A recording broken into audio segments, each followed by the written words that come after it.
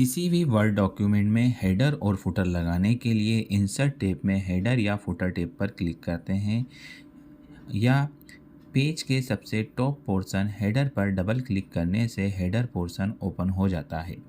अब यदि हम इस डॉक्यूमेंट में कोई इंफॉर्मेशन या हेडिंग देना चाहते हैं, जैसे यहाँ पर मैंने लिखा है टॉपिक 1। अब यह यदि मैं इस पेज पर ऐड करता हूँ तो बाय डिफ़ॉल्ट यह हेडर मेरे प्रत्येक पेज पर आ जाएगा। अब यदि इस हेडिंग में मैं यदि किसी दूसरे पेज पर जाकर बदलाव करता हूं और चाहता हूं कि जैसे पेज नंबर 1 पर टॉपिक 1 है और दूसरे पेज के ऊपर मैं चाहता हूं कि टॉपिक 2 मेरे हेडर में आ जाए, तो इसके लिए दूसरे पेज के हेडर पर जाकर डबल क्लिक कर उसे टॉपिक 2 यदि मैं करूंगा तो नया हेडर टॉपिक 2 प्रत्येक पेज पर आ जाएगा। मीन्स सेम हेडर प्रत्येक पेज पर आपको यहाँ दिखाई दे रहा है। अब यदि हम चाहते हैं कि प्रत्येक पेज के ऊपर अलग अलग हेडर रहे, जैसे पेज 1 पर टॉपिक 1, पेज 2 पर टॉपिक 2, पेज 3 पर टॉपिक 3 हेडर मेरा रहे, तो इसके लिए हमें क्या करना होगा, चलिए आगे देखते हैं। अब इसके लिए सबसे पहले व्यू टैब में जाकर पेज के व्यू को मल्टीपल पेज व्यू में कन्वर्ट कर लेते हैं, जिससे मल्टीपल पेज इस तरीके से दिखाई। अब पेज लेआउट टैब पर क्लिक करके ब्रेक ऑप्शन का इस्तेमाल हमें यहाँ पर करना है। ब्रेक के अंदर हम यहाँ पर नेक्स्ट पेज ऑप्शन पर क्लिक करेंगे। इसके लिए हमें दो पेजों के या तो बॉटम में या पेज के टॉप पर क्लिक करना है और यहाँ पर ब्रेक ऑप्शन पर क्लिक करना है और उसके बाद नेक्स्ट पेज ऑप्शन पर क्लिक कर देना है। इससे ये होगा कि आपके जो दो पेज हैं उनके बीच में ब्रेक ऐड हो जाएगा। जैसे ही ब्रेक ऐड होगा उसके बाद आपको यहाँ पर अब पेज के टॉप पोर्शन हेडर में क्लिक करने से सभी पेज का हेडर ऑप्शन ओपन हो जाएगा। तो यहाँ पर एक ऑप्शन आपको दिखाई देता है सेम एज प्रीवियस, जो कि आपकी डिज़ाइन टैब के अंदर आपको यहाँ पर दिखाई देगा।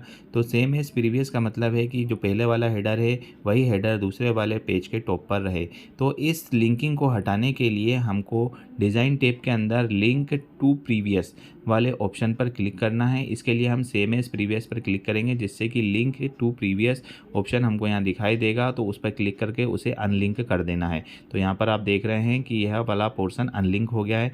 सेम हम दूसरे पेज के तीसरे पेज के लिए भी करेंगे और लिंक टू प्रीवियस ऑप्शन पर क्लिक कर देंगे, जिससे कि तीन पेजों की हेडर की जो लिंकिंग थी वो यहाँ पर हट गई है।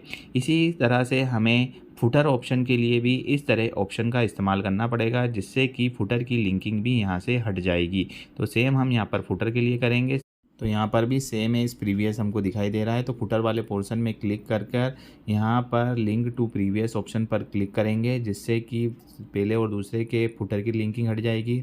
सेम चीज़ थर्ड पेज के लिए हम करेंगे, तो लिंक टू प्रीवियस पर क्लिक करेंगे। इस प्रकार हमारे तीनों पेजों के हेडर और फुटर की लिंकिंग हट गई।